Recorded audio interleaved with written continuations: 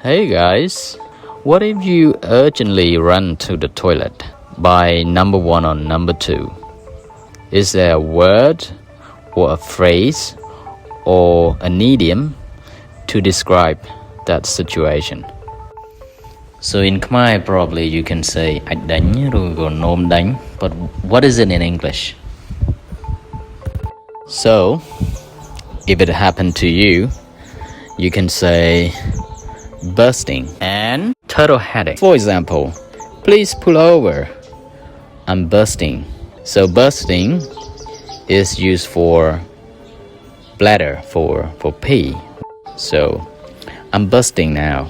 Can you please pull over? And you can use another one for pooping or bowel. Turtle heading.